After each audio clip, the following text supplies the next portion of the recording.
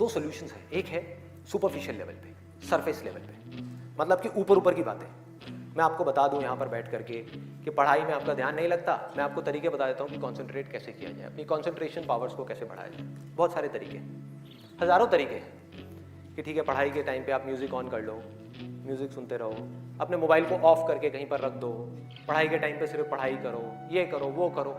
आप इंटरनेट पे चले जाओ, आपको ऐसे 1000 नुस्खे मिल जाएंगे, 1000 ऐसे आइडियाज़ मिल जाएंगे। उसके लिए मुझे यहाँ पर आकर के बताने की कोई ज़रूरत नहीं है, मुझे कुछ बोलने की ज़रूरत नहीं है। और जो ऐसे नुस्खे ढूंढना चाहता है वो ढूंढ लेगा 2 मिनट के अंदर अंदर, कोई बड़ी बात नहीं है। अगर कोई चाहता है ये जानना कि पढ़ाई में अपनी कंसंट्रेशन पावर्स को कैसे बढ़ाया जाए, तो 1000 रास्ते हैं। गूगल के ऊपर जाकर के आप सर्च करो how to increase your concentration power, आपको टिप्स मिलती चली जाएंगी। उन टिप्स में से जो अच्छी लगती है उसको इंप्लीमेंट करते चले जाओ, कंसंट्रेशन पावर्स बढ़ जाएंगी। लेकिन ये भी प्रॉब्लम की जड़ नहीं है। जड़ ये है कि हमारा इंटरेस्ट क्यों नहीं है पढ़ाई के अंदर, हमारा इंटरेस्ट ही नहीं है। उस इंटरेस्ट को कैसे क्रिएट किया जाए?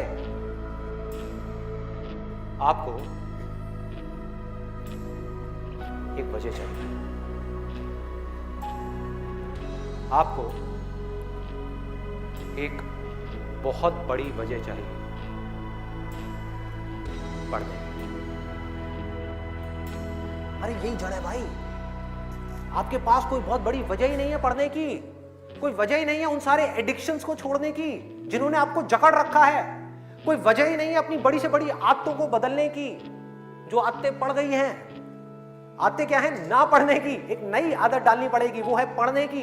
उसके लिए कोई वजह तो चाहिए और बहुत बड़ी वजह चाहिए, तभी आप उस पर एक्ट करोगे, नहीं तो क्यों करोगे? आप कहोगे ठीक है जिंदगी चल तो रही है, चलती रहेगी ना, क्या फर्क पड़ रहा है, क्या जा रहा है। एक्सक्यूजेस बनाते रहोगे कि इस वजह से नहीं हो रहा, उस वजह से नहीं हो रहा, उस वजह से नहीं हो रहा, जबकि अंदर से आपको भी पता होगा कि ये सब एक्सक्यूजेस हैं, असली कहानी कुछ और है। तो वजह चाहिए। वजह क्यों चाहिए? आप इमेजिन करो कि आप एक डेजर्ट में हो, रेगिस्तान में हो और खो गए, रास्ता भूल गए, 1 दिन निकल गया, 2 दिन निकल गए, क्या होगा ऐसे में? प्यास से तड़प रहे होगा ना। इमेजिन करो उस सिचुएशन को, just imagine what I am saying कि 2 दिन हो गए हैं, आपने पानी की एक बूंद भी नहीं पी है, ऊपर से डेजर्ट जहां पर कोई छाया भी नहीं है, भागे जा रहे हो इधर से उधर, चले जा रहे हो, हिम्मत नहीं है, बुरी हालत हुई पड़ी है और मरने लायक हालत है। उस वक्त आपके दिमाग में क्या चल रहा होगा?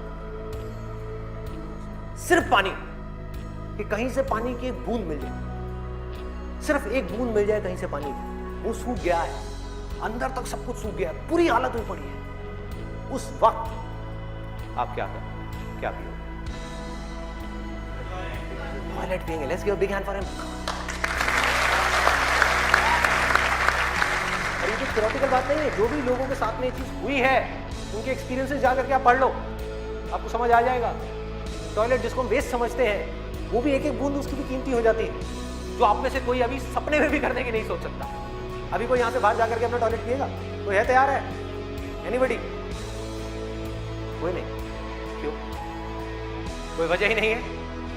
There is no reason. There is no reason. क्यों पिए भाई? मैं पागल हूं क्या? ना, मैं पागल हूं जाकर के जबरदस्ती अपना टॉयलेट पीऊं। लेकिन अगर वो वजह बड़ी हो तो आप पानी क्या खून भी पी जाओ।